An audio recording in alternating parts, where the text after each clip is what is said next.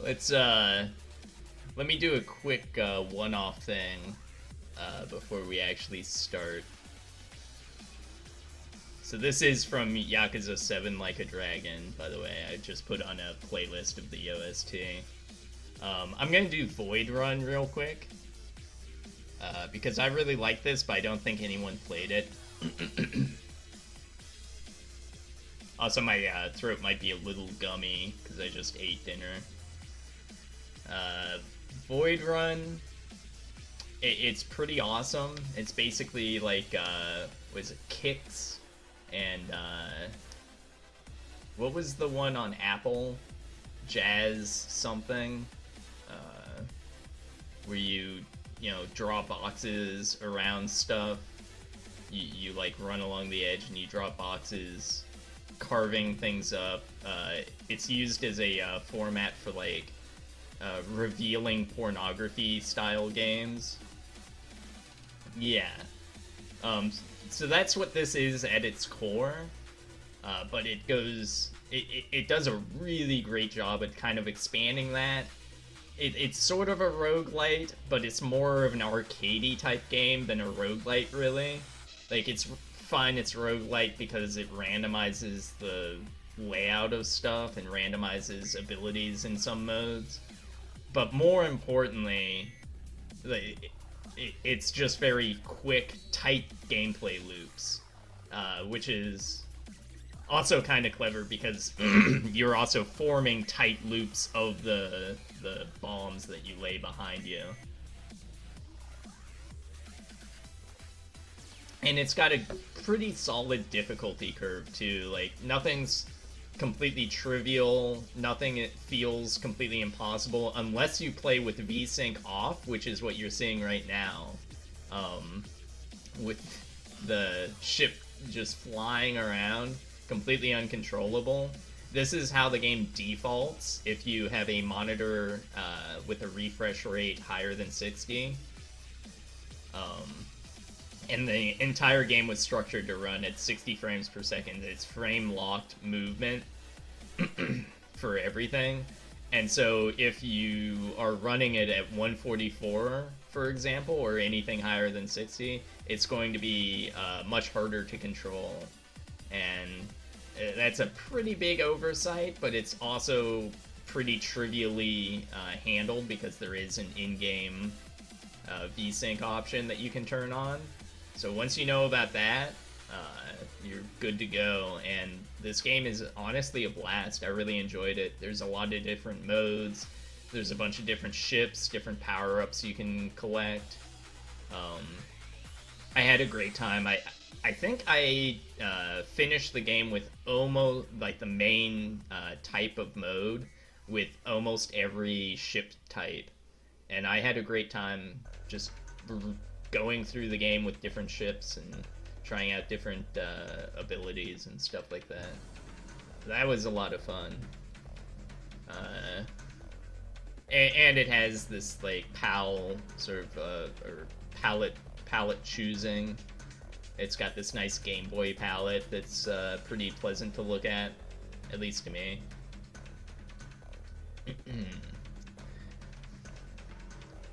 Who is winning the Excel spreadsheet? Right now, it's Loyalty and Blood Victor Origins, which is completely biased.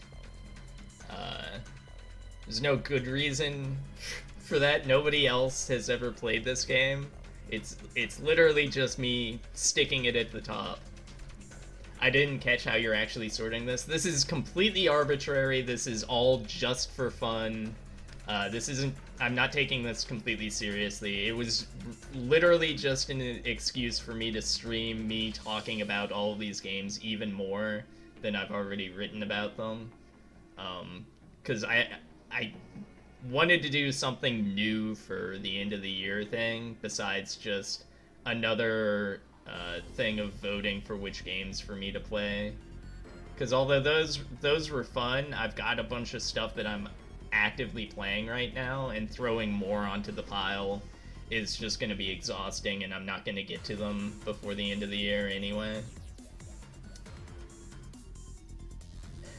Jumander talking about games as a VTuber and with guests.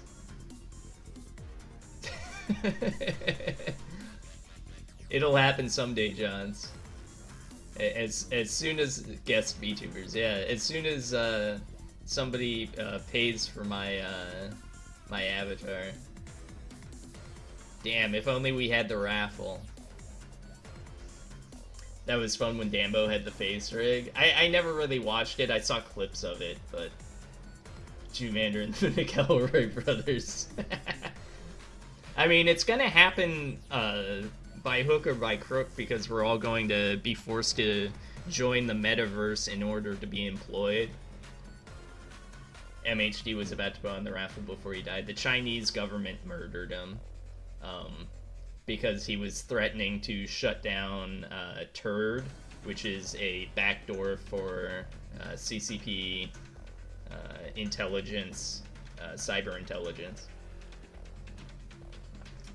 There's going to be a different version of the metaverse for each of the major companies, and none of them will win. And also, all of them will be awful. And there will only be one that's actually any good, and it'll be completely by accident, and they'll shut it down themselves out of sheer embarrassment of having made something somewhat tolerable. Like, it won't have to get shut down by competitors. They'll do it themselves. and I'm going to go out on a limb here and say that company will be Amazon. I think it'll be Amazon that accidentally makes the AR, the alternate reality or whatever, amalgamated reality, the Bezosverse. Yeah, it'll accidentally be really fucking funny and awesome because it'll basically, you see what they're doing with the New World and how big a shit show that is. I think their version of the metaverse is basically going to be the virtual reality mega corporation version of Ultima Online, where it'll be so ripe for people just completely abusing it and just tearing shit apart and harassing each other.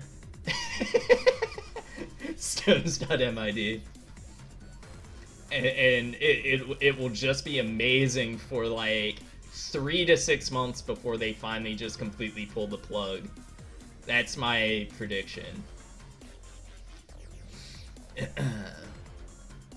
So yeah, the current status of the list here is the top is Victor Origins, Heroes Spirit, Mega Man 9, CHR $, and Dark Souls. Are you playing the Yaki 7 music in the background? I am, yes. Yeah, I am, because Big Turd's gonna join me for ranking Yakuza 7. So, Void Run, I think it's got legs, and I think it's, like, cruelly underplayed. I don't think anyone really gave this game a shot. Which is really kind of sad because it's in a lot of ways a very ideal indie game, with the slight exception that it doesn't have much, I don't want to say it doesn't have much personality, because that's not really true. It has some personality, but it doesn't feel like anyone's idea of like a perfect game that they've like waited and scraped together to make. It feels like somebody who's very competent and knows a lot about games went out to make a very competent and fun and good game, which kind of takes it down in my view of things, because obviously, like, I'm obsessed with things that are extremely flawed but very genuine, and I think this is genuine, but I don't think it's quite what I look for, which is a sort of naive genuineness, where people are too stupid to comprehend, or too incompetent to comprehend that they're not going to completely get their their idea through. Groomable genuine. Yeah, that's a good way to put it. I thrive on the idea that I could just like whisper angelic like into the dev's ear and be like, this is what you need to change, and they go, oh, you know, a voice from beyond told me how to fix my game.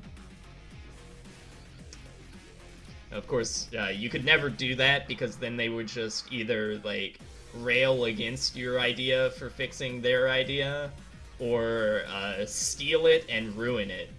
This game needs more rape. I mean, as many times as I've officially said that on the Blade and Sorcery forums.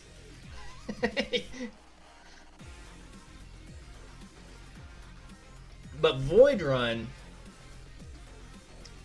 I'm gonna do something a little controversial here, I think, and put it above Dark Souls 1.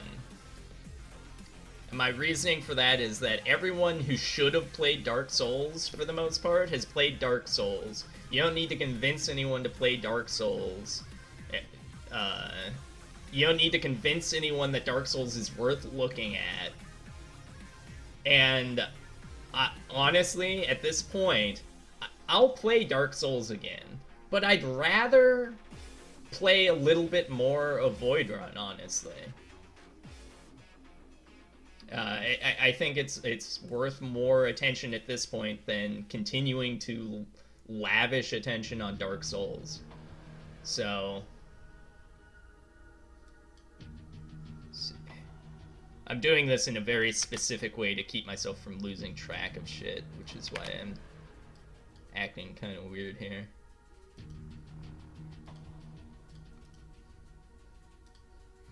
So that's Void Run.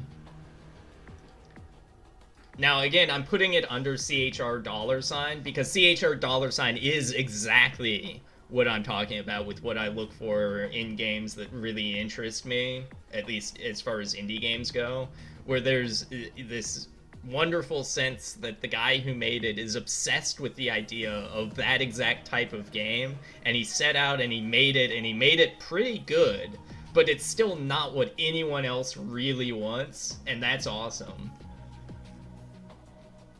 The HG 101 podcast. Yes,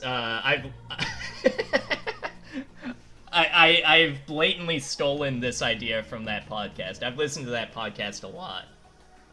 Less so now that they're like putting most of their shit on Patreon, and then also begging Slow Beef to come talk about fucking Kojima games with them. They started actually trying to take it seriously and like bring people in with perspectives on certain types of games, instead of it just being completely arbitrary excuse to like talk about games that you like and shit on games that you think are funny and stupid. How much agony do you think Slow Beef is in every day? Well, let me tell you this. Slow Beef has a wife and child, so he's in unimaginable pain basically every second of his life. I think when they started inviting actual game devs, yeah, that was a big problem. I think the first one that I remember that them inviting actual game devs was BioShock 2's DLC or something like that.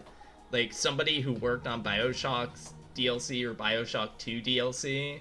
And I was like, why? Who cares what this person thinks? Like, maybe it's your friend. And in that case, just mention, like, oh yeah, and I worked on this. But don't make it a fixture. And I think I turned that one off, like, halfway through, because it was literally sort of like the thing where, like, people will bring up Rope Kid or something, and be like, oh yeah, Rope Kid is an actual real dev, you know, and not just Rope Kid is that scumbag who's always on vacation. Podcasters are desperate starfuckers. I mean, listen, if I could get DSP on here, I would be in heaven, and you guys would be listening to DSP. Did you see when he was posting his salary on Twitter? Which Which person? DSP posting his salary on Twitter? I would absolutely love. Rope Kid posting his salary on Twitter? I would loathe. And Slow Beef posting his salary on Twitter, I would just kind of roll my eyes and move on. I think the servers would crash if you invited DSP. Well, then I have to. All right, Pasquale Gay is here, so it's time. It's time for us to do the real event. And he's like, "Look, I made $250,000 a year. Industry's kind of rough."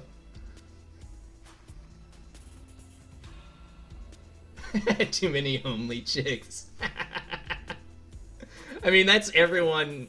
Everyone on the forums who has an actual Twitter is like that. They're constantly rolling in the mud. Or rolling in the filth. Alright, Big Turd, do you have a mic, or are we just doing this on chat? I forgot to ask you earlier.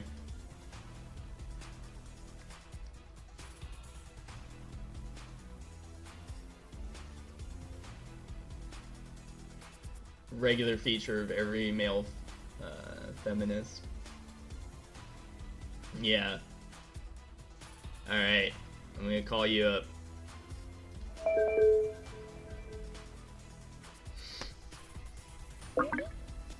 What's up? Hello. Hello, what's going on? Oh, just chilling. Alright. Alright, first things first, which game are we gonna deal with first? I was thinking Yakuza since I got the OST up. Yeah, we can do Yakuza. Alright. I've got some great clips here. This is probably the most clippable game that I've played this year. Probably, yeah. Awesome, you've got dog alert too. Yeah. Are you gonna need to go take care of that, or No, they're just retarded. you're gonna just strangle it out right now? I'll just... If it gets too bad, I'll just kick them. Okay, good. Sounds good.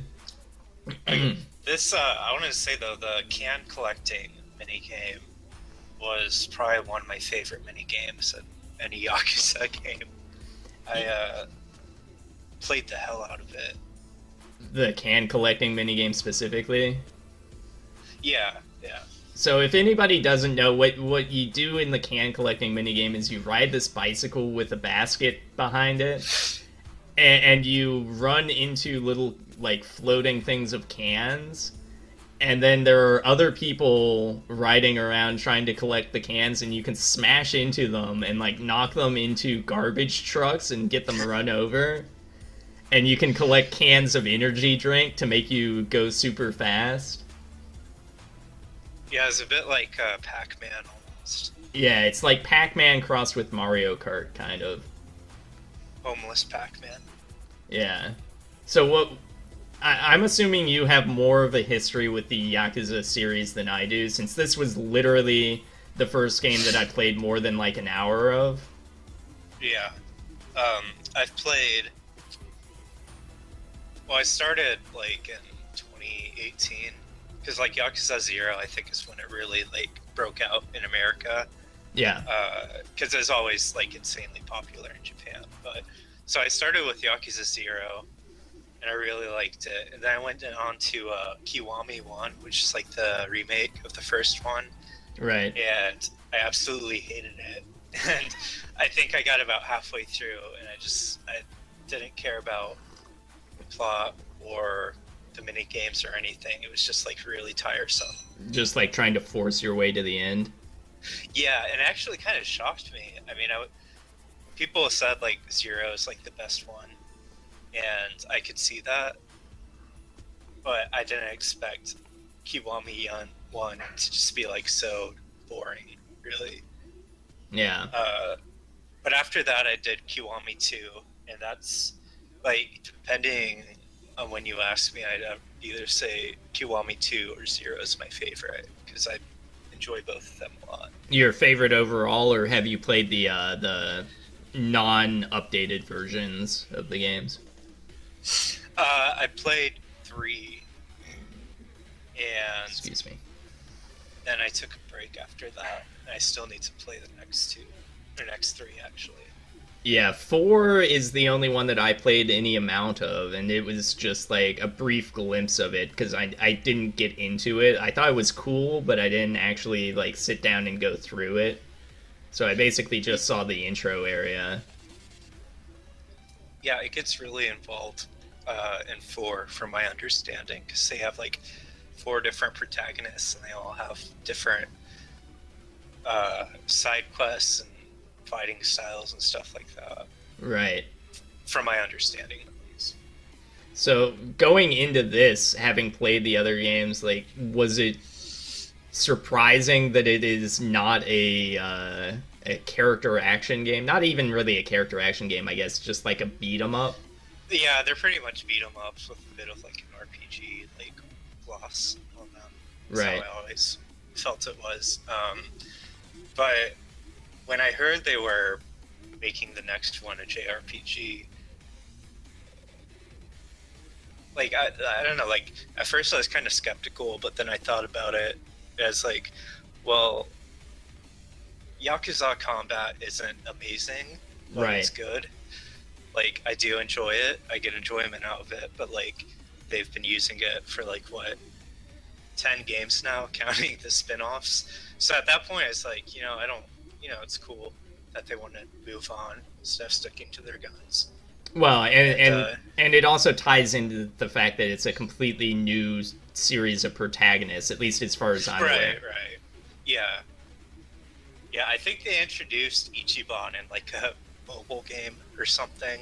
Oh, that's and low. then they turned out like they actually made him the protagonist of 7. So And I'm sure, like, for people who were really into the Yakuza series, like, that was probably a huge, potentially, like, a major barrier for them getting into this one.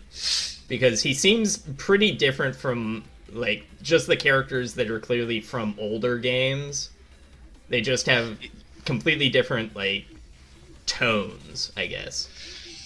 yeah, at the same time, I heard 6 was such like a terrible ending to Kiryu's arc that maybe people were just ready to accept something different. Right, massive spoilers, I guess. Kiryu shows back up in this game in a pretty substantial role, which I was going to mention that. I wasn't expecting that, because I had heard a lot about how like different and how this was like stepping away from the story of the prior games in a lot of ways. Yeah. And I was kind of like, that was kind of the thing in the back of my mind the entire time I was playing. It's like, are they gonna do like a Kiryu thing, or like is it gonna be important? And in a way that kind of disappointed me, that they were bringing back older characters, because I really just think it would have been better if they kept them as like cameos, or just like small little references. I will throw this out there. They are important characters to the plot, and they do like move things forward. But I don't think any of them. I don't think they've really overstepped the bounds of being like references to the prior series and cameos. Oh yeah, I mean, and it really works in that way. Like they don't feel shoehorned in or anything, or it's like, here's Kiryu. He's I guess more save the day or whatever. But like to me personally, I just thought it would have been kind of cool if you see like, I don't know, Kiryu show up and like, nod his head or something. Yeah. After Ichiban does something cool, I don't know, just something like that. I I mean, mean, I'm not mad with what we got. Like, I still think it was a really good story. right. So anybody who's unfamiliar with the story, I guess, of this is just that you play as a guy who's kind of a young Yakuza dipshit. Like he's a little too earnest, and then he basically gets betrayed, and then he goes to jail for like what 10 years or something. Something like that. It's pretty long. And then he comes out and he immediately gets betrayed again, and he winds up as like a homeless gunshot victim in the middle of basically like the shittiest part of town, and just constantly grinds his way back up. But it's really interesting starting a JRPG as literally a homeless guy, like a homeless deadbeat, Yeah. and not just like as a level 1 whatever, because you don't really start as a level 1 anything. You start as a freelancer or whatever they're called, whatever that class name is. So Yeah, I think it's something like that. you do start as something, and then like the whole thing with the class system is actually like you taking on odd jobs as a homeless person. Yeah, it was incredibly clever how they did that. Yeah, like going into the Hello Work. Is Hello Work an actual Japanese association or group? Sort of like Manpower or whatever it's called here. Oh, actually, I think it is. Yeah, there. That's one thing that stood out to me, having not really played much of the Yakuza games, is it feels like a lot of this stuff is directly like real stuff.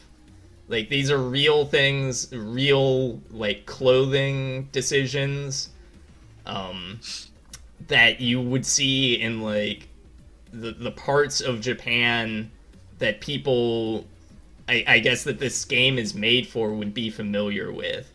And one of the things that really stuck out to me with that was a lot of the minigame stuff, like the batting cages and the golf range, like the indoor golf range stuff, where it feels like this is a recreation of like a heightened version of Tokyo. Or maybe not Tokyo, but Right. urban Japan.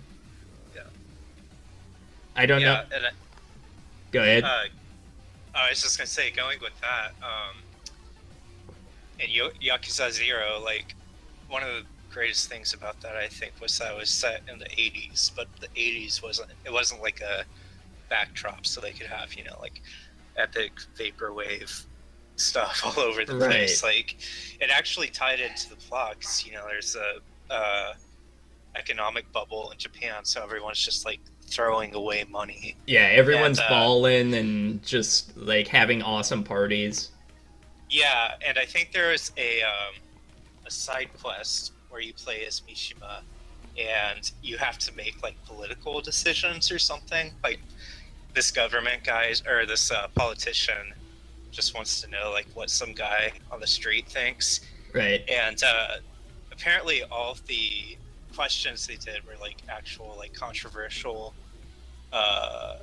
things they did in the 80s, or like laws they passed in the 80s, and I didn't even realize that, and then I saw someone mention it, and I just like blew my mind. Like, yeah, it's just that kind of like attention to detail and appreciation for its subject matter. Well, and also that it feels like it's actually addressing a lot of things in Japan and Japanese culture in a way that isn't really done in most media, and especially video games. Because in a lot of video games, like video game stuff about Japan or whatever, it's very superficial and doesn't feel like it's actually, I don't know, like it's not actually confronting anything about Japan. It's just sort of like a gloss on whatever fantasy that the game is about. Whereas this, a lot of things really stuck with me. And I'm not a huge, Japanophile or anything.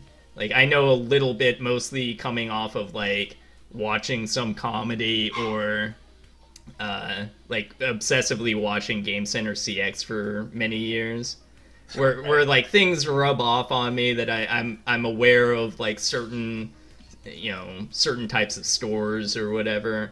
But in this, like, there's a lot of interesting like racial tension. There's a lot of interesting class tension and stuff like that I was genuinely surprised by. Quote from man who religiously watches Flare. Okay, well, this past year's been a doozy, okay? But Yeah. I'm sorry. Go ahead. well, I was just gonna ask you, like, is that also true of the other Yakuza games? And B, like, how important do you think it is to what this game is? I think I'm not sure if I would say it applies to the other Yakuza games. I mean, that might just be because this is a party-based RPG, and there's thereby like more diversity in, who you're playing as, I guess. Right. Yeah. I don't know. I all, can't all, really say all for the the other ones. all the other Yakuza games, when there are multiple characters, they're all still like Yakuza dudes, right? Yeah. Yeah, that's true. And in this, like, it really is just It's a bunch of losers, basically. yeah, Just kind of like washed up people down on their luck. yeah, and even the ones who are like kind of major, by the time they become your party members, I mean, this is pretty standard for JRPGs, but they've stepped away from whatever made them a major person. Right. Um, Yeah. In answering your one question about how important I think that is to this game, I think that's almost like integral to the entire game, just because, like you were saying, they have so many people from like so many different backgrounds. It's like well, that's such a big part of it. I think it's just the social commentary and the I guess just what it does with its cast. right, like the main thrust of the plot is obviously a personal conflict, but the backdrop of it is entirely about like actual Japanese social climate. Yeah, and I think if you took that away and like altered the plot, it would be a very different game. Right. Like, even like the fact that the main villain is basically neoliberal bureaucracy. Right. It really stands out, especially since this is, a JRPG where things get built up and you go fight the evil, the great evil at the end. But it handles it really, really well. Yeah, I agree. That was very well done. Can we? Should we get into spoilers or anything, or should we keep it? No, I think spoilers are fine. I don't think anyone watching this is going to be like, "Oh shit, now I can't enjoy this anymore." Right. Okay. Well, I was just gonna say the plot twist with the second baby in the locker. Right. I think that kind of detracted from Ichiban and what's his name, the Yakuza boss.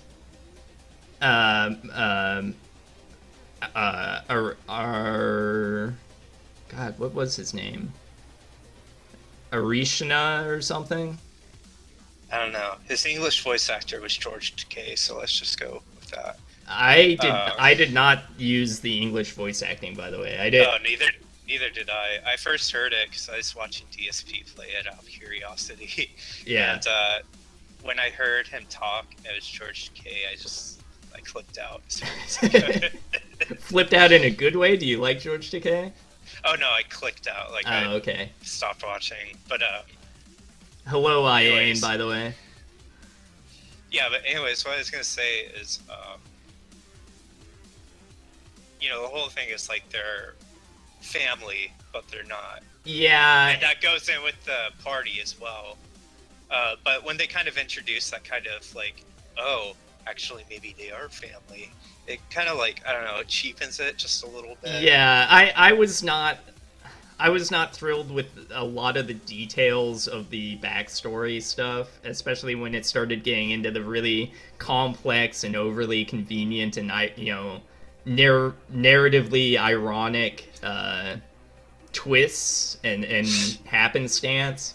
I think that is a very Japanese failing, which is the idea that things have to be not just preordained, but righteously preordained. Right. And I, I was pretty disappointed with it up until the very end, the epilogue of this, where Ichiban literally says he's not going to get a blood test to find out if his old boss was his actual biological father, because to him it doesn't matter. And yeah, I remember that. And I thought that was well done. Yeah, I'm like, well, at least they did that, because if it mattered to him at all, then that would spoil a lot of his character, I think. Yeah, exactly. And shit, what else is... I love his hairdo, and I love the what's his name, the fucking cop laughing at him. Yeah. Yeah, I love the cop character. He's probably my favorite. He's great. My favorite is definitely not Nanda, Namba.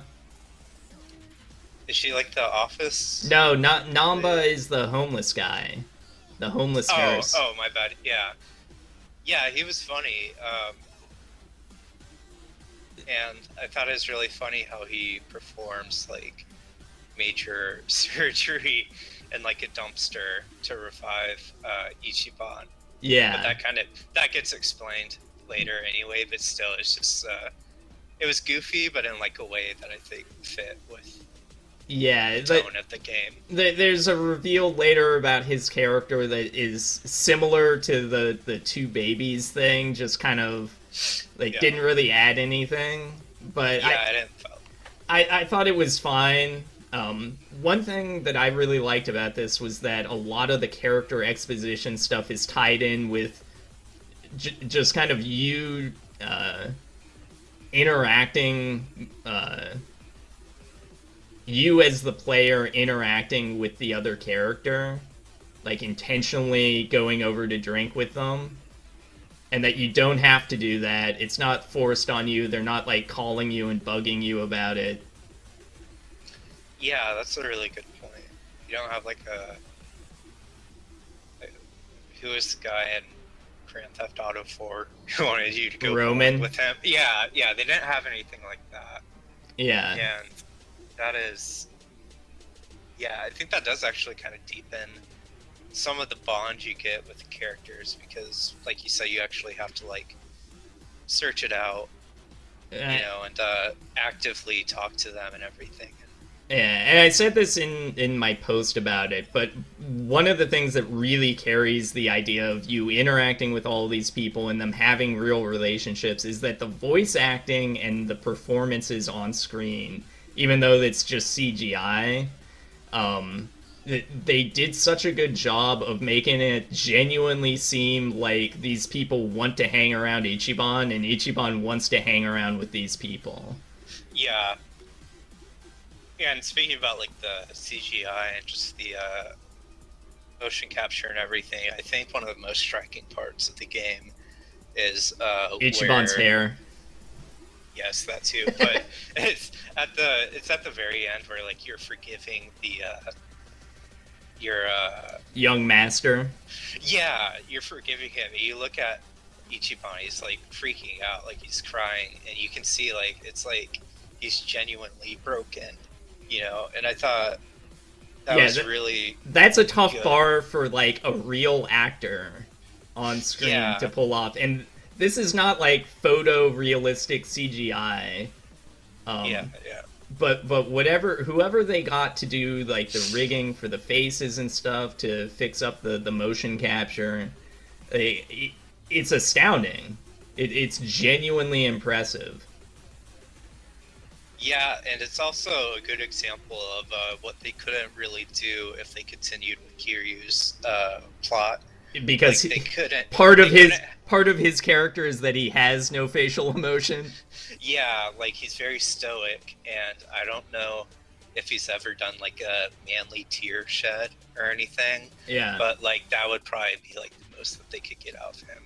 Right. And I mean, like, I love him for it. He's a really good character in my opinion. But with Ichiban, they can, explore a little further with him. They can have him doing an SSJ transformation for calling a friend on his phone. Exactly. Yeah. They can have him have like dissociative identity disorder and imagine that beating up homeless people is like a JRPG. Right. And that's one thing I want to start getting into some of the downsides, which is the JRPG combat in this is functional and it's very fun the first time you do each move. But as the game goes on, like the cracks really start to show, and that there's just not much to the combat, honestly. Yeah, Or if there I is, agree. it's like obstructed from the player too much, to where I was basically just doing the same couple moves for the most part. Yeah, I found myself doing the same thing too. And the class system did feel like just a little limited to me. It was too constrained. Like a lot of the classes have basically one damage type that most of the moves do. Yeah, yeah, And the like I think there's two active abilities that carry over if you train up the class and then switch to another class. And usually there it felt really arbitrary whether or not the transferable skills were at all worth anything. yeah, It just felt really like half baked was what a lot yeah. of I the would agree. mechanics of this felt like the weapon crafting stuff. There were a couple of weapons that were obviously really good that you could get and upgrade, and then just a lot of just garbage, but it was interesting, like the Chinese ladle that you or the Korean cooking equipment that you could get at the one Korean guy's like street stall or whatever Yeah, down in K Town. Like it's cool, but it doesn't mechanically lead to anything, which was disappointing. yeah. They had a chef as one of the classes, didn't they? Or am I Yeah, not yeah, remembering? yeah. One of the classes was chef, and you use like different types of ladles and stuff as weapons. Yeah, But the main thing with the chef class was you trained everybody with that because it had one of the best physical moves, which was the pepper mill attack, where you whip Oh, out. I don't think I used that one. Oh my god, it hits Yeah, I so guess I missed hard. out. It hits so hard. It hits multiple times. For some reason, it does like bonus damage to a lot of enemies, which the whole weakness and resistance system, it feels like it's broken in a lot of times, where you'll hold the cursor over an enemy and it won't say weak, but then when you do the attack, they are surprisingly weak to it. I don't know if there was supposed to be like some sort of back layer of weakness that you were supposed to intuit or something, or if it was just broken. Yeah, I can't really speak to that, but that's interesting because I think I used idol and like I think I had an idol and then I had like the sorcerer or whatever. I think I had Nanba be the sorcerer Yeah. because that's what he starts out as. But Well, he starts out as the sorcerer, and then there's also the fortune teller, which does like lightning variants of his magic. oh, okay. But anybody can become a fortune teller. And in Yeah. fact, I almost had to have everybody trained as a fortune teller because one of the final bosses is basically immune to anything but lightning damage. And that's like the only class that does that. Yeah, I remember just slowly chipping away at its That health was, bar. that was what, Tamba, I think his name was, the wrestler? Uh, Oriamba Tamba Yeah, something like that. with the big tames. I don't know Japanese names very well, or I don't remember them very well.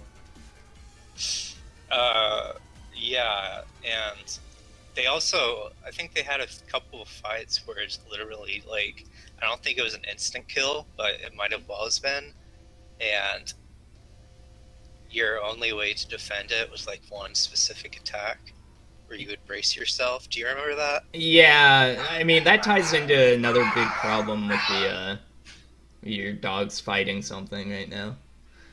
Yeah, But I can. nah, it's fine. The big problem with the combat system that reminds me of is that you get an instant game over if Ichiban gets knocked out for any reason, Yeah, and there's no reason for that because he's got like a bunch of his bros around that can throw him or revive. There's not even a narrative reason for that. Like in some games where one character is like the only thing holding the universe together or whatever.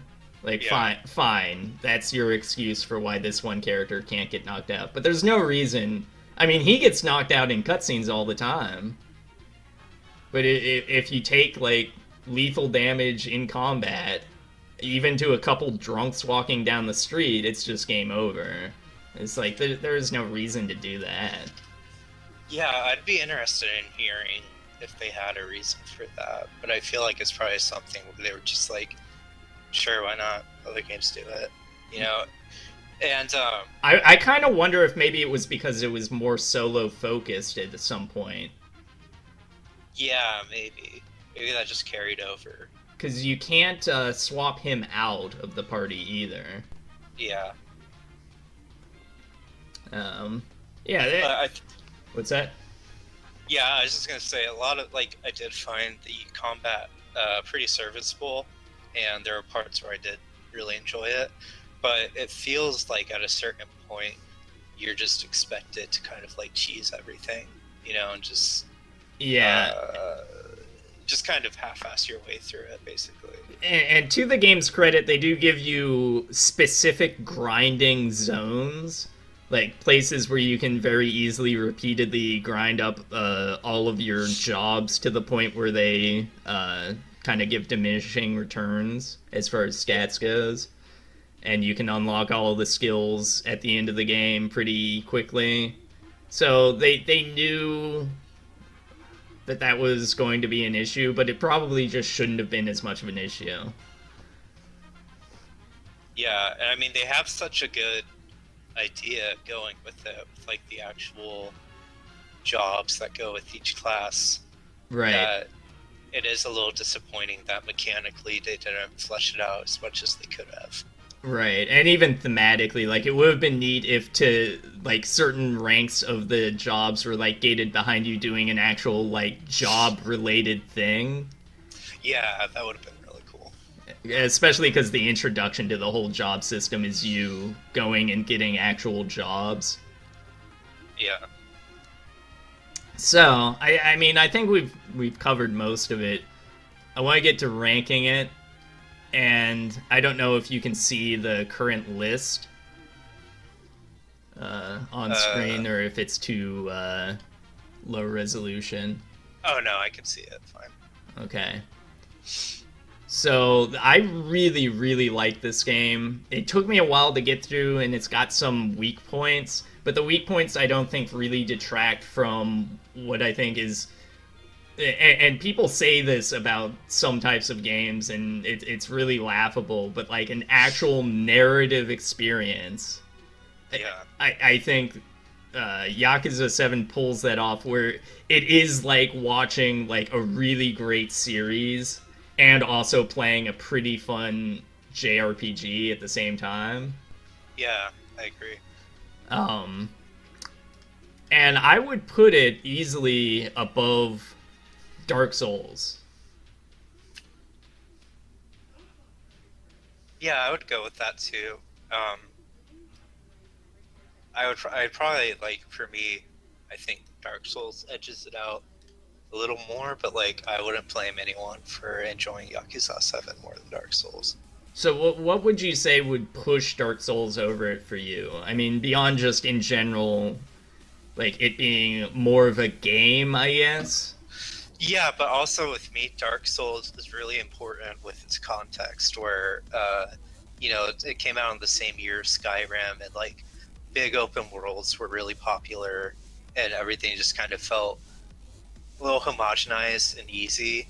And then Dark Souls comes out. Well, I mean, there was Demon Souls before too, but like Dark Souls comes out and it really crystallizes everything they were trying to go for with Demon Souls, I think. And more importantly, in some ways, popularizes it to an extent that Demon Souls never would.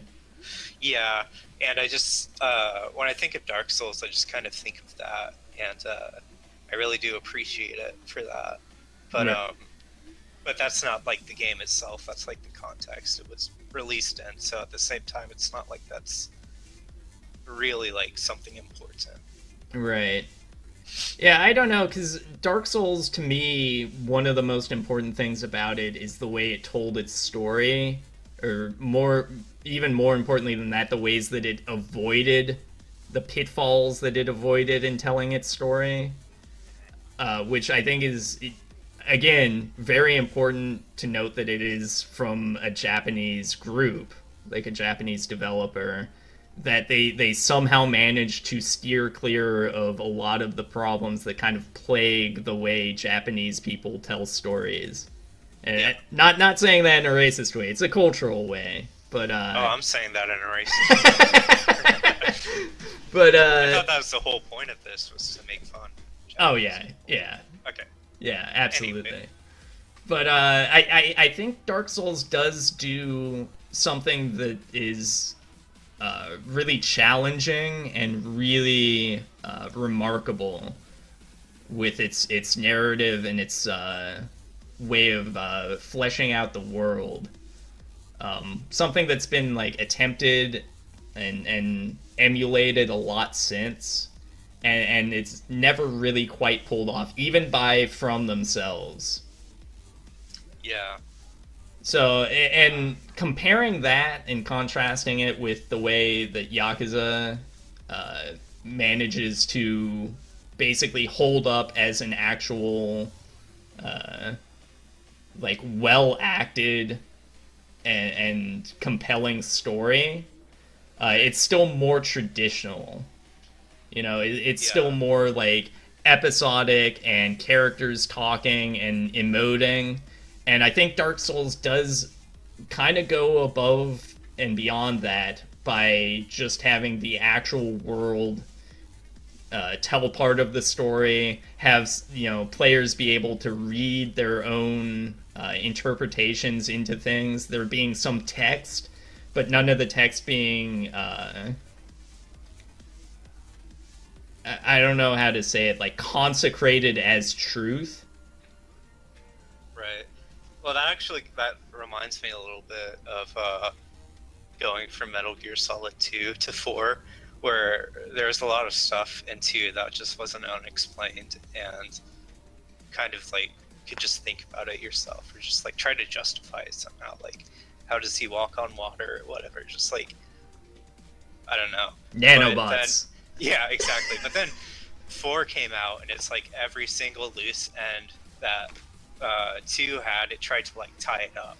Right. And yeah, that does remind me of. So that makes Metal Gear Solid 5 even better, because it brings up even more loose ends that didn't have a chance to get fleshed out. Exactly. Yeah. Konami was actually thinking of the narrative. They saved us. Oh, we've got Majima's theme going on in the background now. Oh, that reminds me. I think I called him Mishima earlier. Mishima, that's fine. Yeah, Yukio Mishima. Something. I don't know.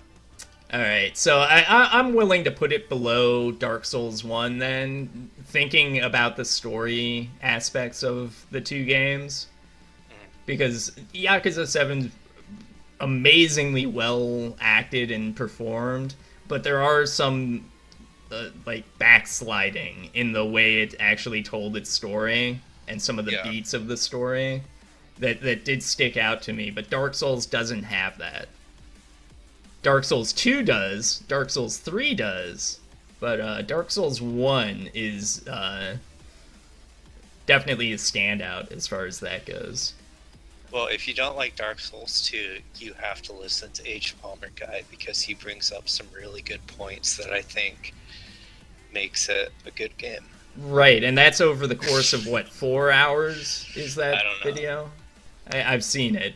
I've not Yeah. watched it. I'm just, I've seen I'm it. just fucking around, obviously, but yeah. Um, So real Yeah, real quick, do you think this legitimately goes over Mega Man 2? uh,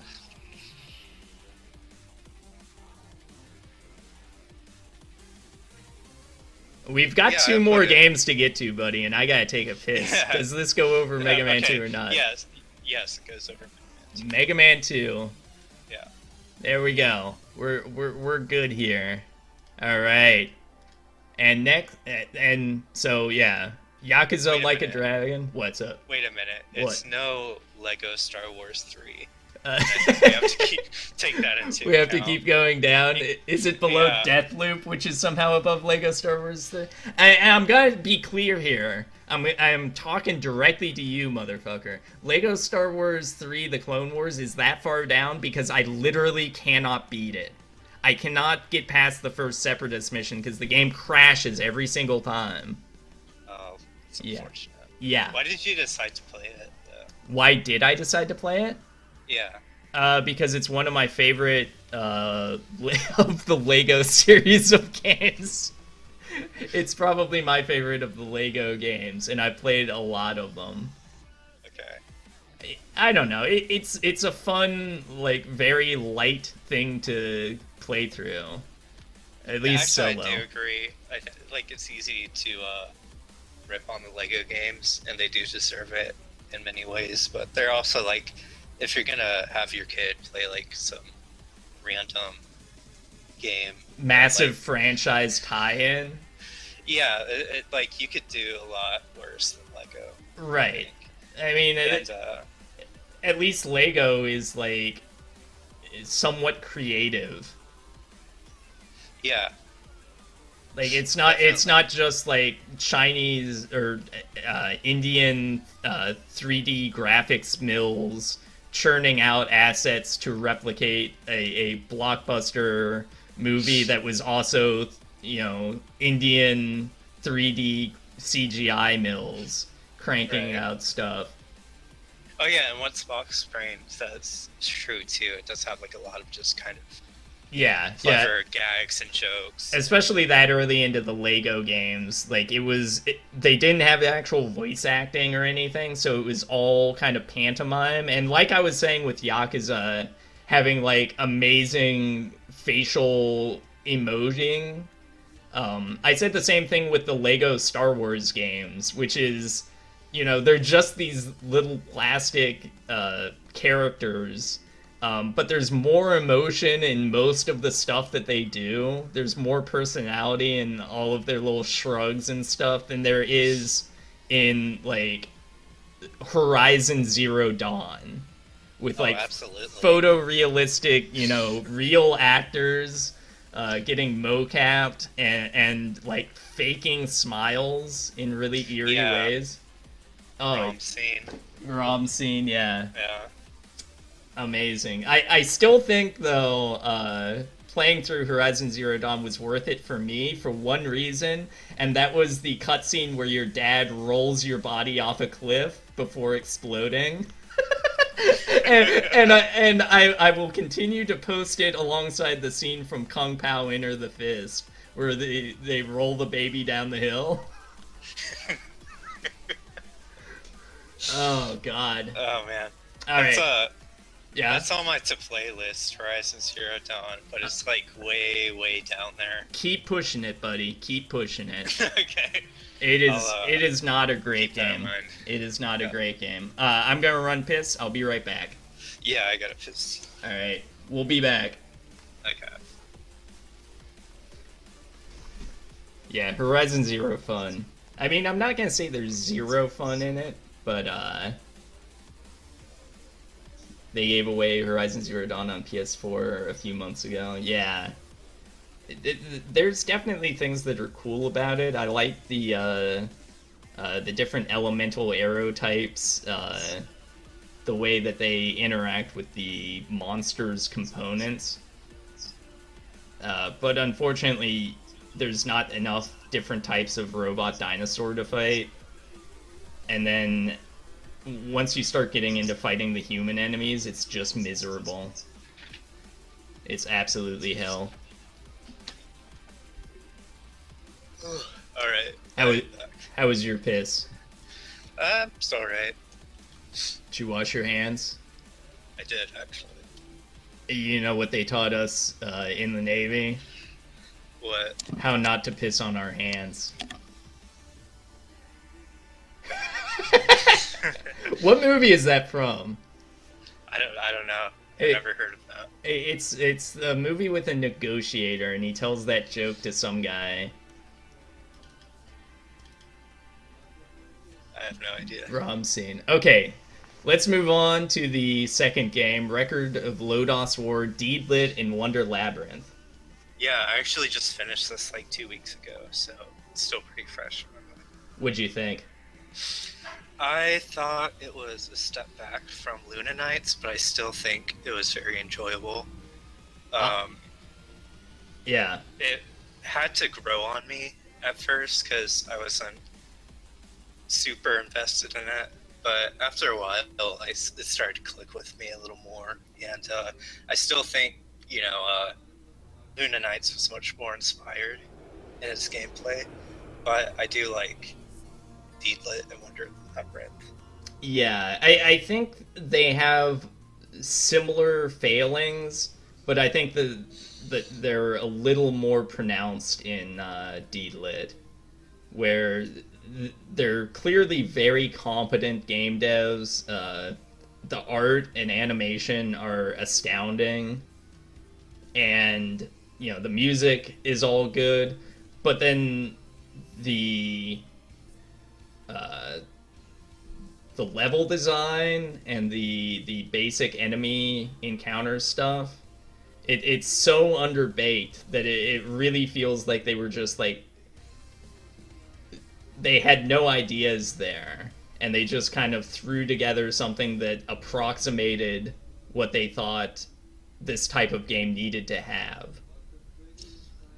Yeah, I think the only thing I felt was interesting with the levels was those not trap doors, but like doors you had to angle your arrow towards and like shoot it. Those ended up probably being my favorite part of the game. Yeah, just the ricochet puzzles or whatever. Yeah, it was like really cool.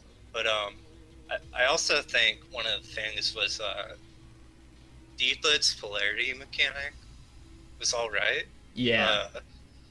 But I don't think it's as essential to it as Touhou's use of the bullet time was, because like sometimes you hear bullet time and you just kind of like roll your eyes because it's such like a lazy crutch. But I think the way Luna Knights did it, where like you can actually like throw your knives and pause them in midair and use them as platforms and stuff like that, or just like have a ton of knives just like stopped in midair and then shoot at a boss or whatever. Well, to me that was really satisfying. Even more so than that, I think, is the fact that there was also the graze mechanic, which is also inherited from the actual Touhou bullet hell games, and so you've got the interplay of the the time stop mechanic that's unique to Sakuya, right? And then you also have the graze mechanic,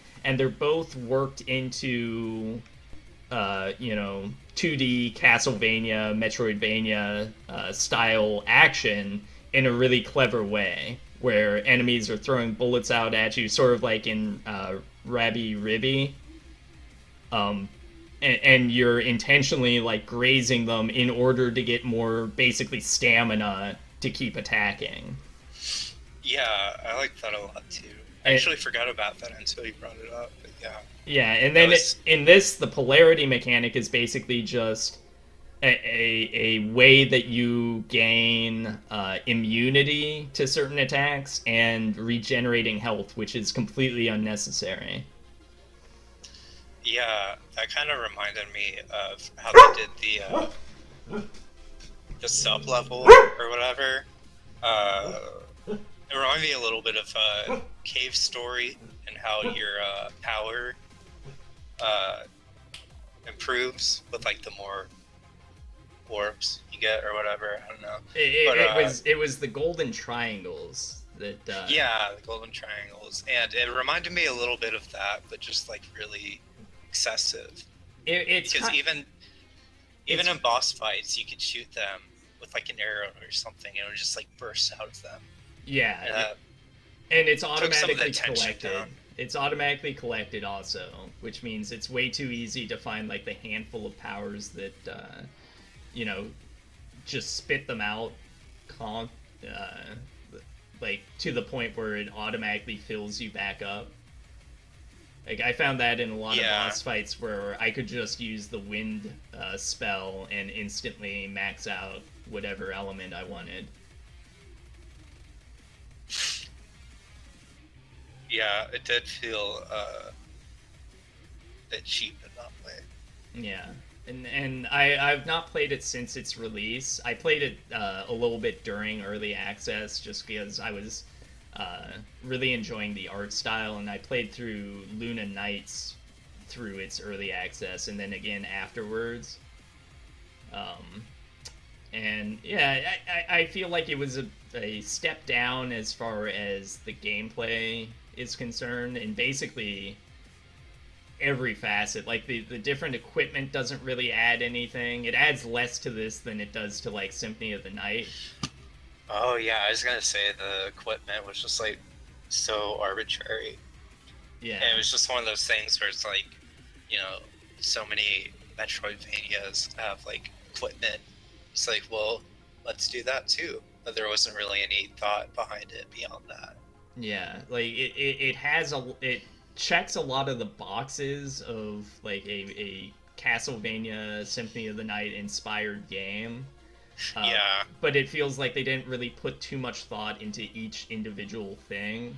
It's just kind of there. Right. Well, and as far as the story goes, I don't know if you actually watched the old anime. I am completely unfamiliar. I watched the first 2 episodes after I played it. Oh wow! And it was shocking how awful the animation was. Even more so because this was an OVA, and you know those have like bigger budgets and everything. But like this, they have budgets, is what you mean to say. More or less, yeah. But like I was watching it and I was like, I could not believe what I was witnessing. Was it better or worse than Mega Man 8? Ooh, that's a hard one. It was really bad. In fact, let me see if I can find an example real quick, because there was this one part where the protagonist is fighting like a goblin or something. Okay. But it's like animated in just like the most like egregiously lazy and stupid way that I almost felt like I was like having a stroke or something.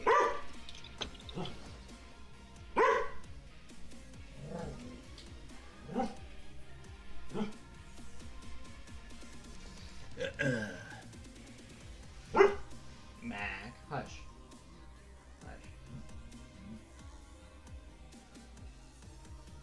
Hush.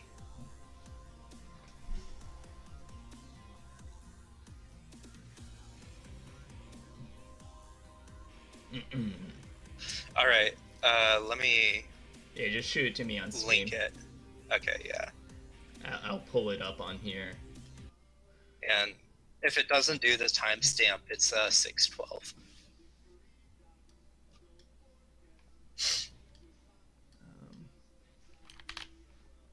Here we go.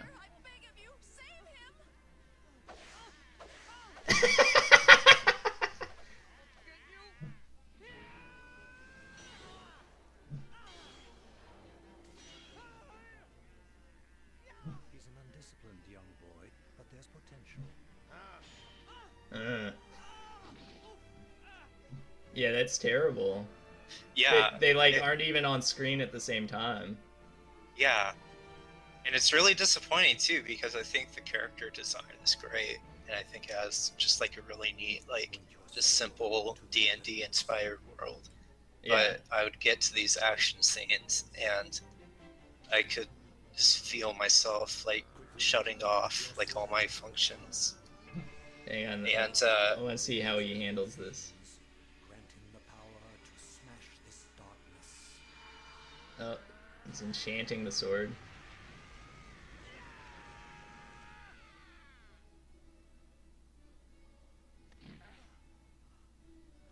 Wow, no blood, no nothing. Is this really an 80s anime? It was I didn't see early- I didn't see the goblin get exploded in a shower of gore. yeah. I think this is early 90s. Oh, well. Oh yeah, that's basically the same time period. I think Um, Sugary got it right. There's a lot of people said something when I mentioned that I had no idea what Record of Lodoss War was, and I get it. Like it was probably a classic as far as stuff that you would get on VHS in the '90s, Yeah. but I don't know. I still don't really get why it would be the baseline for something like this. I mean, I guess thematically it works. Well, they Team Ladybug, everything they've done has been licensed, as far as I know. Right. They have the Konosuba DVD game or whatever, Blu-ray game. They had SMT and Toho. So I think they just kind of pick Wait, stuff they like. they or have an whatever. SMT game? Yeah, it's a browser game, and it starred Jack Frost. Oh, huh. I had no idea I about haven't that. played it, but I heard it is pretty good for a browser game. But yeah, one of the few things I knew about Record of Lodoss War before I played was that it had a Dreamcast game that was Diablo-like, Huh. and it got translated in English out of all games they could have translated. Yeah. And that's just always stuck out to my mind. There But, there was a similar game, was it Baku?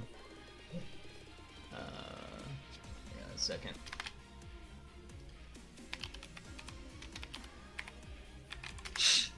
they did a Berserk game for the Dreamcast too, which was kind of interesting. Buso Renkin game. Did the Buso Renkin game get on PS2 get translated? I don't think so. I think I would remember that if it did, because I liked that in middle school. The show or the game? The manga. Oh, okay. Like, yeah, just because it was by the Rurouni Kenshin guy, I checked it out. Yeah. Buso Renkin has one of my favorite OP themes ever. Oh yeah. Yeah. Very classic. Yeah, so I don't know if there's anything else really to say about this. It's good, it's playable, but it's not really inspired, unfortunately. Yeah, that's a good way to put it. It is gorgeous though. Like I could watch. Yeah, I mean, if I know someone's into like Metroidvanias, like I would definitely like recommend it to them. I would say play Toho Luna Nights, and then say if they like that and don't mind being a little disappointed. Yeah, I would preface it with just like don't go in expecting something as good as Toho. Right. You could say it a lot. You could say that about a lot of things, though. You know? Don't expect it to be as good as Expect it to be as Toho. good as Toho. Yeah, it Oh, applies in many situations. yeah. So let's go ahead and take a look at the ranking for this. Yeah, let's do this. So I'm immediately comparing it in my mind to Sultan Sanctuary, and while one of Sultan Sanctuary's biggest flaws is that it's just dog shit ugly, and this is obviously gorgeous and immaculately animated. I do think Sultan Sanctuary is just a better overall product than this. Yeah. It kind of Um, pains me to say because I like Team Ladybug. I hope they do more stuff like this. But I yeah. also think they really need to buckle down and take a look at like level design, for example, and take that shit seriously because they are not taking it seriously at this point, and I think they're just kind of getting away with it. Yeah. Can't keep getting away with it. They can't. They can't. Oh shit! I just remember another thing that I thought was really insane was how when you do the fire spirit, your cape turns green instead of red, and that was the weirdest design choice I've ever seen. And I got used to it eventually, but it like always threw me off. Like I'd have no idea Yeah, it's because your what was your what. after image is what's actually like supposed to be indicating the thing, but Oh, okay. but yeah, your cape turns blue in wind mode, and then it turns green. I guess it's just aesthetically it would be too orange. I guess Yeah, I don't know. maybe. I think that is kind of a misstep. It's not a huge deal to me. I never really noticed it, but you're right.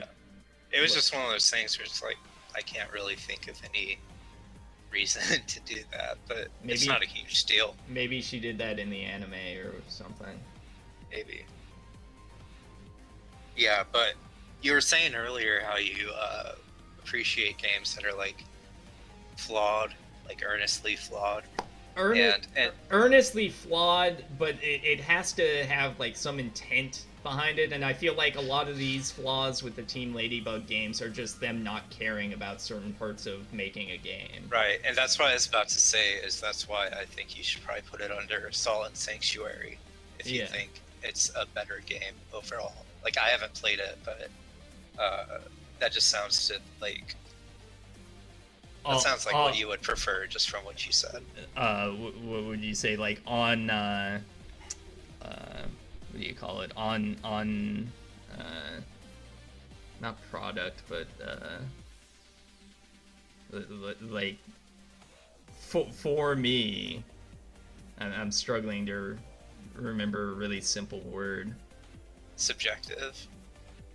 No, like on brand. On brand. Okay, yeah. That would Yeah. be it would be on brand for me to like gush about how gorgeous this game is and then put it underneath Grime just to rub it in, which I'm not Yeah. going to do. This is still a better Metroidvania than Grime. Not because Grime's that bad, but because Grime just kind of grates against you as you try and play it, and this it's just kind of forgettable in the sections between boss encounters. Yeah. I think it's similar to Crown Trick 2, where it looks really good and the art is all polished and stuff, but the gameplay kind of falls short. But I also want to put it above like Lego Star Wars The Complete Saga, just because Lego Star Wars The Complete Saga is so rough to go back to and kind of stiff to play. Yeah. A good comparison point, I think, to me is Mega Man 10, because both of those games kind of feel like they're let down by the developers kind of being complacent or not trying hard enough to push their advantages, I guess. Yeah, because Mega Man 9 was like a really big hit, right? Like for a download only title. It was enormous for a time when download only stuff was not a big deal yet. Yeah. And it was also just an amazing game, an extremely high bar to match, and for sure, like, it was going to be a challenge to match it, but like Sheeslop said earlier, I don't think they even really tried. They didn't really come that close to matching up to Mega Man 9, and that's a shame. Just kind of went on cruise control for it. Yeah. Yeah, I And- can see that. And I think this at least has the art and animation to go above 10, Mega Man 10, because 10 just doesn't do anything new at all. While Mega Man 6 at least tried to have like the different suits and stuff. And besides which, this gives me an excuse to drive a wedge between two Mega Man games so they're not right next to each other. Yeah, that does make it look more aesthetically pleasing. Yeah, there we go. So that's Wrecker of Lodos War. Right there. So that's taken care of. And now we get to the big event of the night, at least for me. Tony Hawk's Pro Skater 1 and 2. A lot of trademarks in the title here. They couldn't really get away from that. This was Vicarious Visions, remaster of the first two Tony Hawk's games, and it is outstanding. Did you play the first two? Or, like, what's your experience with Tony Hawk? So, as a kid, my house burned down when I still had a Sega Genesis and an NES, and a couple old PCs, and we didn't have a lot of money afterwards, so we had a choice to make about, like, what to do about games. And the consensus was we spent all the available money basically on one good rig so that we could play, like, you know, the Command and Conquer games and stuff like that at the time. Right. Quake. And That's probably the best decision. I stand by it. I think it was a good decision, but it does mean that I missed out on a couple generations of console games, at least as far as playing them to completion on my own time. So most of my experience with PS1 games and stuff like Tony Hawk is just like going over and playing games like in a sleepover setting or after school or whatever, or somebody bringing in a console to school and playing on, you know, at lunch or during like special days. And for that, like, that is where Tony Hawk's really shines. Because I was not a skater kid. I don't give a shit about skateboarding. I don't give a shit about any of that culture or anything like that. It's just a perfectly encapsulated, like, quick setting, knockout or run game, arcade game. But with none of the drawbacks, though, of actual arcade games like that. Yeah, I really loved the first three. And I think Tony Hawk 1+2 is probably like the closest you could get to like a perfect remaster. Right. It's, so like, I don't know, I do have like a few issues with it, but they're mostly like superficial. But like, to me, it's just like, they did such a good job on it, and it was only $40 when they released it, which is like insane. Yeah, that's when you see it's when you see Nintendo re-release Pikmin 3 for $60. not even that, but when you see that every single major developer now is angling for $70 as the new baseline, and you come out with a remaster of two of the like most beloved games of all time that people would drop money for in a heartbeat, and they just, you know, put it at 40 because it's a remaster. It's not anything new, really, although there is a lot of new stuff in it, I think. This is published by Activision, right? Yeah. Maybe they were too busy trying to pay all the legal fees. trying to pay off all of the women that were abused. Yeah, that this just kind of like slipped by their radar. Maybe. I wonder how much what do you call it? Like, influence the developers themselves had on this. Both the original developers and Vicarious, who handled the remaster, and then later were hired by Blizzard to work on Diablo 2 remaster, I think. How did that remaster go out? I think it was excellent, and I think it was very similar to the Tony Hawk's Pro Skater 1 and 2 remaster, where they tried very hard to maintain the feel and tone of everything in the original games, but then also tried to modernize all of the points where when you go back to those original games, you kind of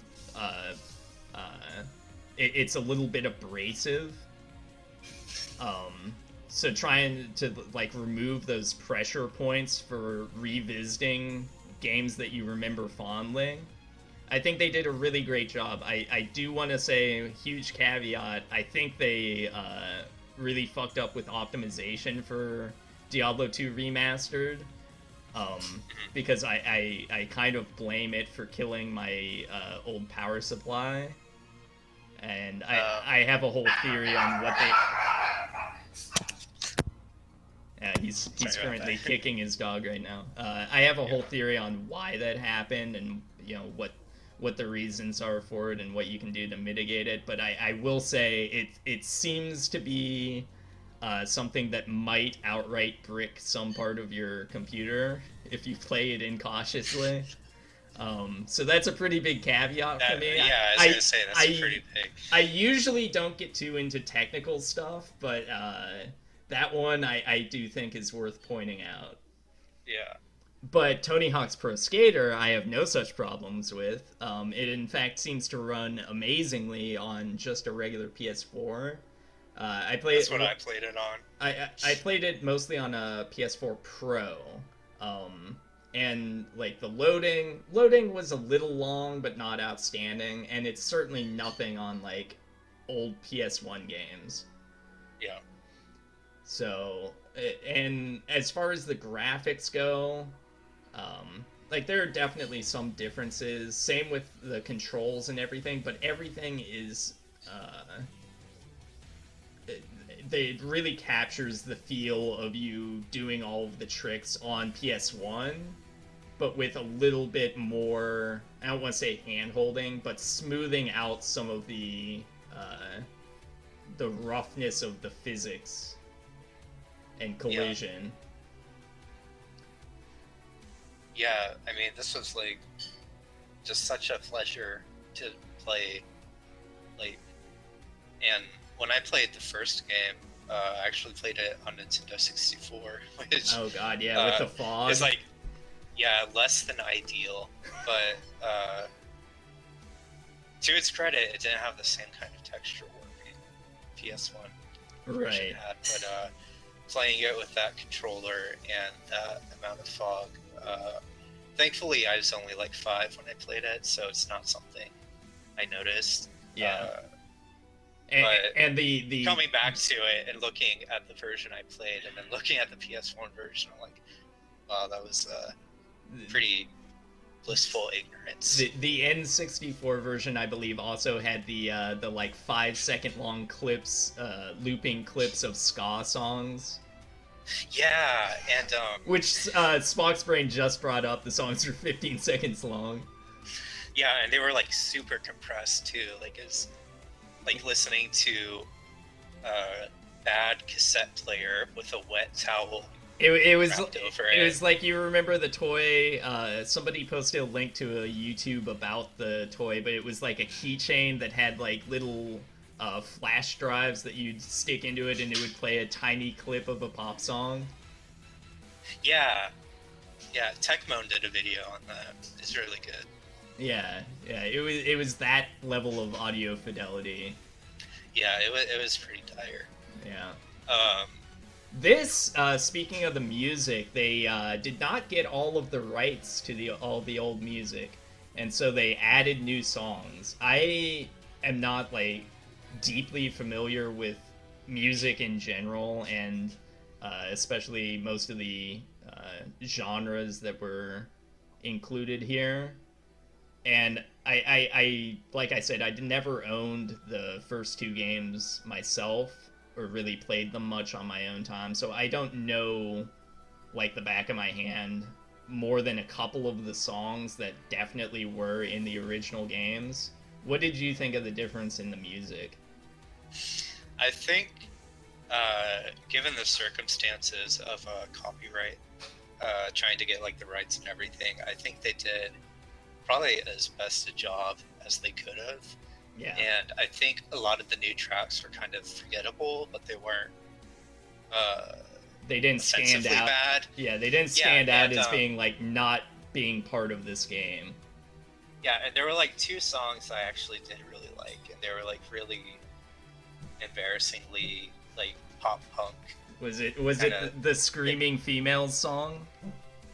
I don't think it was that. It was Sedona and another one that I forgot the name of. But I thought those 2 are really good, and I had that on repeat on the playlist that you could do. But yeah, I think I don't have too much familiarity with 2 because I mostly just played 1 as a kid. But Right.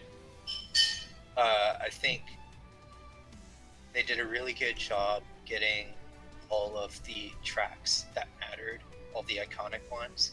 Right. Because like you can't really have Tony Hawk 1 without Superman or something like that. Like, you know, they had all the ones that were like defined it. What about Amoeba, who is I think Aki pointed out he always thought they were yelling Tony Hawk, Tony yeah. Hawk. That was the 3rd one. And Oh actually, yeah. the 3rd, yeah, I played a lot of the 3rd one. It was the first game I ever got for the PS2, so the soundtrack is like burned into my mind. Yeah. And just like a funny aside, talking about like how bad the Nintendo 64 audio was. Right. The like the 3rd Tony Hawk game was the last to ever come out on it, I think, but it had this version of the Ace of Spades that I think it said "Don't forget the Joker" like 15 times throughout the entire song because it's just looping the same riff over and over. It was so mind-numbing. Like, yeah, it's almost like I can't even get mad at it just because it's such a perfect encapsulation Don't of like. forget the Joker. Don't forget the Joker. Yeah. Don't forget the Joker. And don't forget the Joker. And don't forget the Joker. Yeah. Oh man, I never played 3 on N64. I think I only played the first one ever on N64, and that was enough to turn me off and be like, maybe this should just stay on one console. Yeah. And I think they toned down the blood on this, or they removed the blood entirely, I think, on the 64 Well, version. so that's something that some people on the forums have complained about. Specifically, Sheeslop, I think, really complained about that, which is funny because I wouldn't think he would be that invested in Tony Hawk. But some people say that the whole like glitchy, the Bale graphics, where you aren't just like splattered across the ground, that removes something from the game, and I kind of feel that because I do think taking like gnarly spills is definitely part of skater culture. Yeah, I could see how somebody would be put off by that. It's not until you just mentioned it, though. It's not even something I really thought about. Yeah, like right there, I just took a dive into a cow patty and got shit all over myself, and then you just sort of like teleport back up onto your board. I think that's fine because the alternative is having you like get back up and be completely smeared with shit and have blood everywhere. Because otherwise it would all have to like just fade away, right? Yeah, and that wouldn't be very realistic with like modern texture and lighting work either. I think it's kind of a lose-lose thing. Yeah, and I think it's funny you mentioned that though, because I think starting with the 3rd Tony Hawk, once you beat the game, you would unlock these videos called Pro Bales. Oh yeah, they're in this one too. Are they? Yeah, okay, you can unlock Bale videos. It's just like 5 minutes of just people destroying themselves. Some of them are like genuinely hard to watch. I haven't like bothered to like specifically unlock them and look at all of the ones that are in this, so I don't know for sure if they're like the actual old Bale videos or if they're new ones or whatever. I do know that they are part of the unlocks, and that was a big thing back in the day. It's basically like what is now fail compilations. Yeah. But yeah, I was big into like bail clips back in like the peer-to-peer video sharing days, Yeah. where you could get like it wasn't quite faces of death, but it was people like hilariously and grievously injuring themselves. Yeah. And I think that also is a pretty big part of skater culture. um Yeah. Because it's inevitable. oh Like, yeah, everyone goes through it. yeah. Yeah. They should have replaced it with live leak videos. That would be great. World Journalist star beheadings. Tony Hawk with keyboard rules. Oh man, I that's never right. thought about playing it with keyboard, but I Well- mean, it doesn't sound terrible. Like I said, I didn't have consoles for a long time, and so most of my early experience with stuff like Super Metroid, for example, I played it on a laptop with no controller. So I had like this sort of rough encounter with a lot of games from that era. And so I kind of feel for people who played a lot of stuff that was like 90s PC ports of big console games, like Metal Gear Solid, I know was a big one. A lot of people played Yeah. the PC ports of that, and it just did not translate very well. And I can't imagine like trying to do this without a controller of some kind, and especially like a dual stick. Like you said, you played it on N64. That's at least a controller. True. Arguably, but true. Yeah. Yeah. I mean, it just feels like almost tailor-made for like a PS2 or I think Shop it. controller. I genuinely think it was. I mean, the motions. I'm not a skater. I don't know that much about skating. Although I do like this, and I do like VR Skater. But the motions and just the mapping of it, it is very much like you using 2 feet on a board. They did a really good job of making it gamey while also feeling like you're like actually, Physically grounded on the board. yeah, like, Even though the board is super floaty in this in arcadey, where you can like launch yourself 40 feet with very little build up, it still does feel very physically grounded in a weird way. yeah. And what's interesting is for the first game, when they got Tony Hawk to license it, he was actually really involved with the development of it, like making sure it felt natural and stuff like that, which I thought was interesting because most people would probably just slap their name on Well, it. and it's also interesting that he had any good instincts with gaming at all, because as far as I know, he's not like a massive gamer or anything. Yeah, I don't think he was. And also that they would allow him to like kind of tell them stuff like mechanically to do. I don't know much about the development history of these games, but I doubt many of the people involved were like extreme skateboarders in their own right. But it is one of those like happy accidents that everything seemed to go in a way that it allowed people to make Tony Hawk. Yeah, it's the kind of thing that really could never be made again. Except they did make it again, and we're looking at the remaster of it, which Oh, on its own merit, the fact that they were able to remaster this in a way that recaptured all of the good stuff about the original game without throwing in a bunch of bullshit is itself Yeah. pretty surprising. and you can play as Lil Wayne.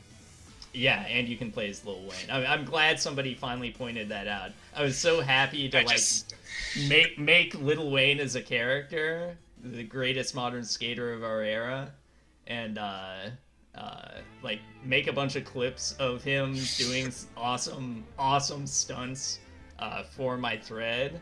And I did this a lot right now. What you're doing, where you like wall kick off one pipe and then on the other, just go back and house forth. level. Yeah. Yeah, I did that too. That was Yeah. really cool. Yeah, you can do it. You can get up to like 10 million pretty easily Yeah. if you sit down and really try. I mean that's part of what's fun about this is that you're restricted, quote unquote restricted to these like really short 2-minute sessions. But if you know what you're doing, like you can stretch that out, you can do all kinds of crazy stuff even within that 2 minutes.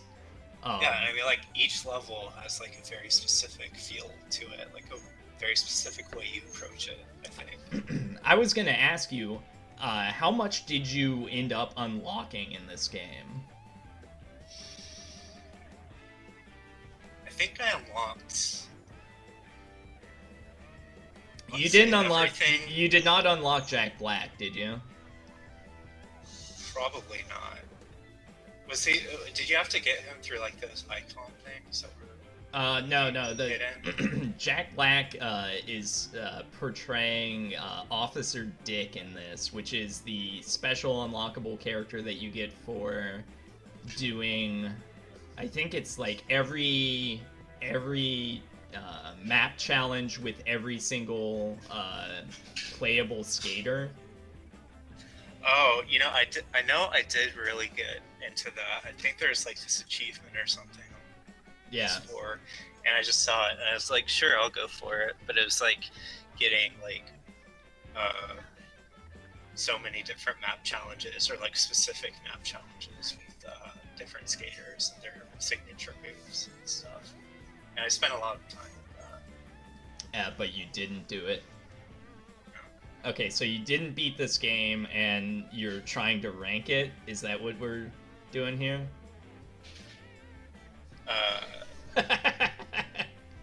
Yes, I'm a cocked little soy boy who couldn't finish Tony Hawk. It's a real shame. Did you make your own skater, or did you just play as Tony Hawk? Yeah, I think at first I tried to make myself, and then I just That's always disappointing unless you're DSP. Yeah, and then I think I just made like a strung out like heroin addict, it's like shirtless and like as skinny as you could get your character to be. Yeah. Were you that was one of the things I were was you vert? slightly. Hang on, were you vert or street? Definitely street. I always go street. All right, awesome. If you were I vert, I was love- gonna kick you out. No, grinding is the best things you could ever do in general.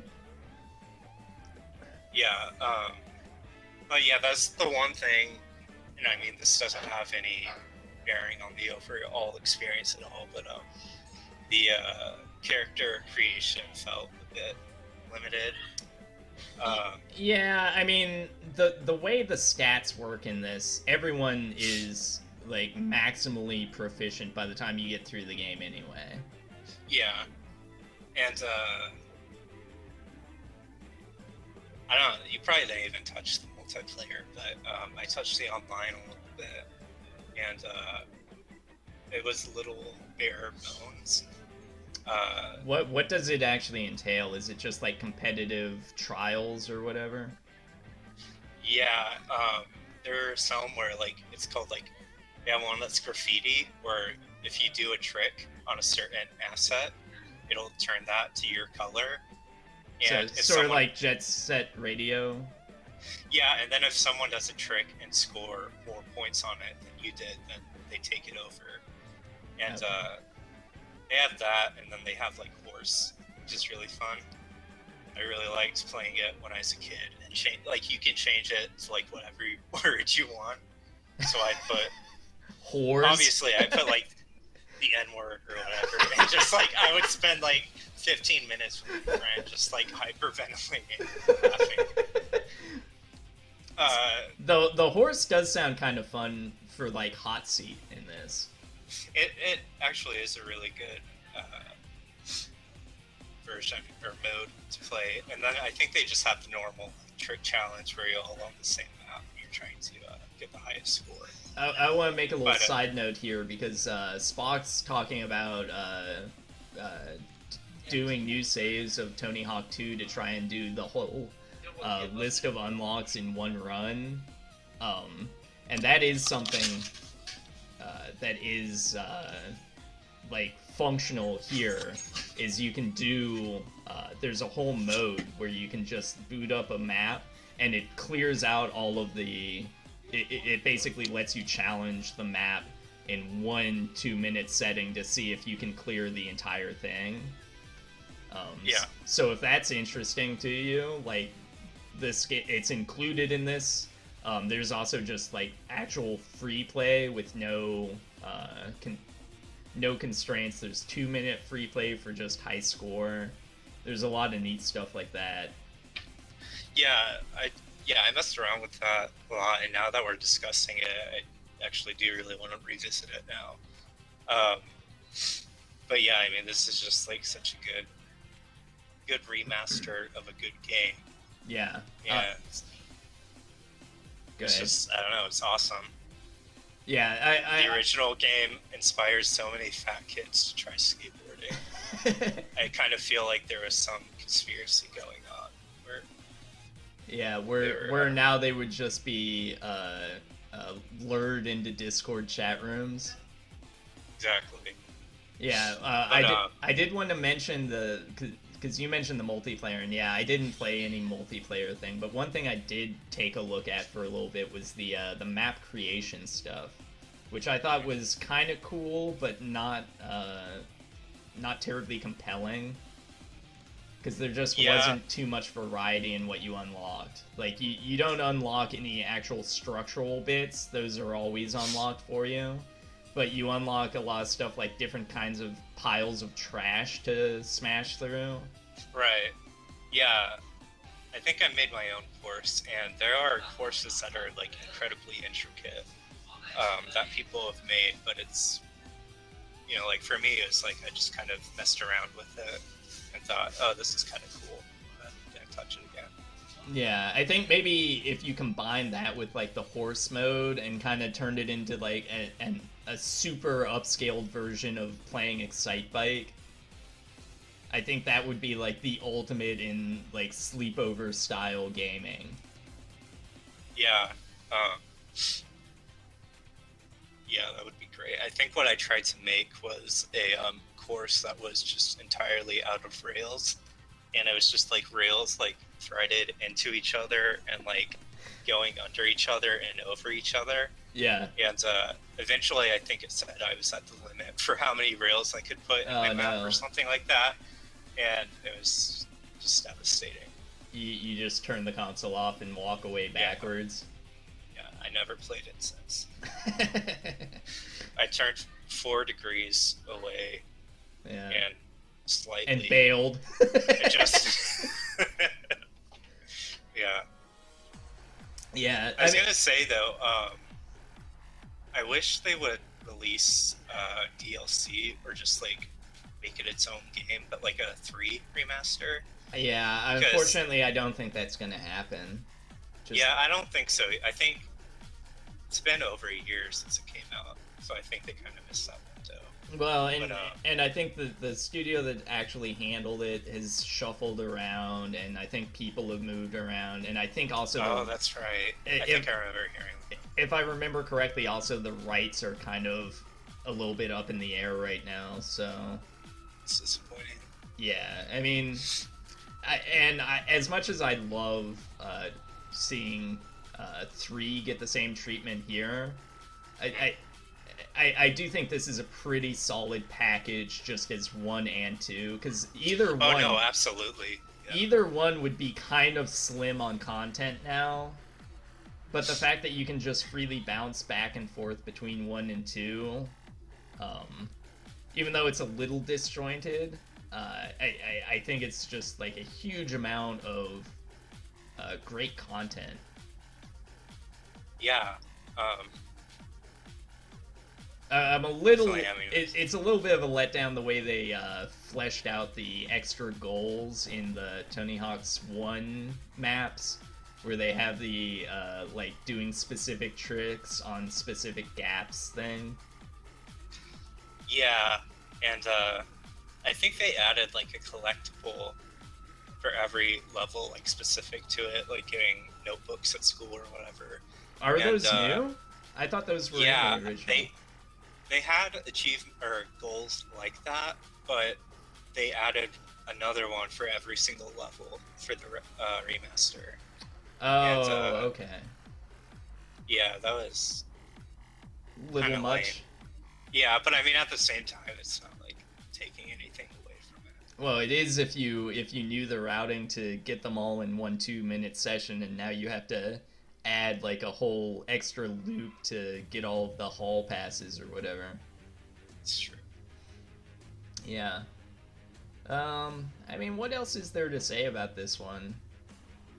There's all the like meta challenges that just unlock more cosmetic stuff, Yeah. which normally I'm not a big fan of, but I will say some of the board art is legitimately sick. Yeah. There was a lot of good board art. Kind I of think, a letdown because you don't really see the board art. yeah.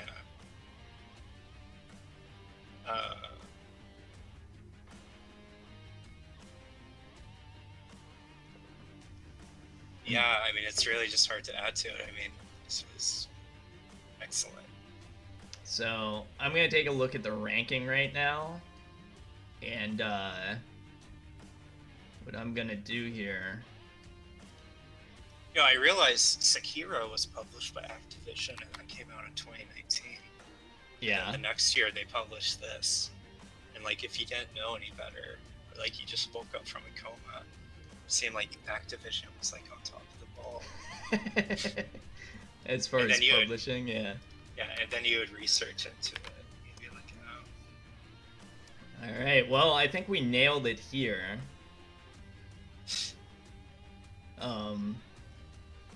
Tony Hawk's Pro Skater 1 and 2 is the new number 1 above Loyalty and Blood Victor Origins, which I still think is one of the most critically underplayed and under-reviewed games ever made. Maybe not ever made, but it is one that's pretty close to me. And it's only $1. But like you said, Tony Hawk's Pro Skater 1 and 2 is only $40 full price. And it's not just a very good game that got overlooked, it's 2 of the best games ever made.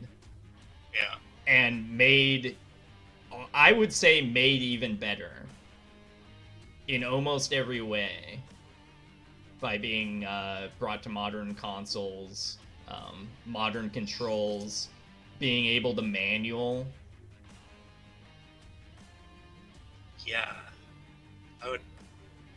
That's probably true. I do have a lot of attachment to the original games, but this one just modernizes it in ways that don't feel like it detracts from the experience. And like, Yeah, it doesn't feel like modernization for the sake of just doing something or for the sake of, what do you say, just like expanding the pool of people who will play it. It feels like modernization out of wanting to make the game genuinely better.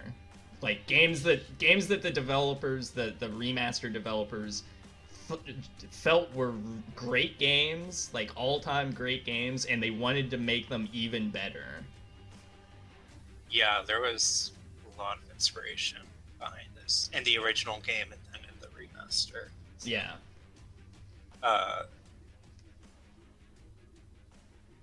As much as I would prefer it was farmed out to Chinese mobile game developers, this is the next best thing. Yeah, absolutely. I mean, if we could get one of these like every 6 months or so, and it would only cost like $30 each time. If you could get a triple S plus Rodney Mullen card, Yeah. I think that would cement it as a classic. Pianist Bunny Skater? the mobile game ad where the guy's wife is cheating on him and he walks in and he goes, "I have a limited edition skin pianist bunny girl," and the guy bursts out of the closet. He's like, "Pianist bunny girl." I don't think I'm aware of that. Oh my god, I can't remember what thread I posted the link to it in. I'll have to send it to you.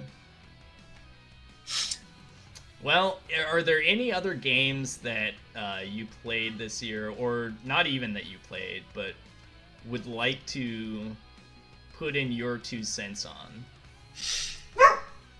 I actually made my own Excel spreadsheet. Oh Because I dear. saw you doing it. I thought that'd be pretty fun Uh-huh. to do. Let me pull it up real quick. I won't spend a lot of time on it, but I ended up being maybe just shy of 40 games this year. Shameful. Shameful. I know. Just shy of. I mean, it's better than Boner Machine. I mean, I don't think that guy's played any games since April. I started a thread about like how many games you beat this year. About And, how many games I beat this year? No, no. No, all right, like, in all right, general, Hocus. Like post how many games you beat this year or something, and yeah, it was a bit disappointing. Did I post in that? Because I don't remember. I think I you just said, go to my thread. Of course I did. And then I went to your thread, and I was Yeah. like, oh, okay. I guess I'll post here. Yeah. Oh, sorry. Ian, sorry. Have you been waiting? I think Iain's probably got to go to bed soon, so... Oh, okay. In that case, we don't have to go over the games I did. Well, you might be able to do that tomorrow. I don't know. You've got work tomorrow too, right? Oh, I don't work anymore. I'm living the neat life. Awesome. Yeah, I guess I should probably wrap this up and bring Iain on, just so we're not, dragging this out. Yes? Smiley face? Okay. Well, Alright, cool. well, yeah, hold on to your big list of games. Is there any overlap with, what I've got going on here? Because I can, like, reserve a few more games. No, I think I chose all of the games that I played out of your list. Okay. So I don't think there's anything else. Really, you don't want to talk about the Forgotten City? I think I'm good for now. Okay. Alright, well, thank you for joining me. I'm gonna Of course. I'm gonna switch my music over and switch my video over. And hit up Iain. Let me see.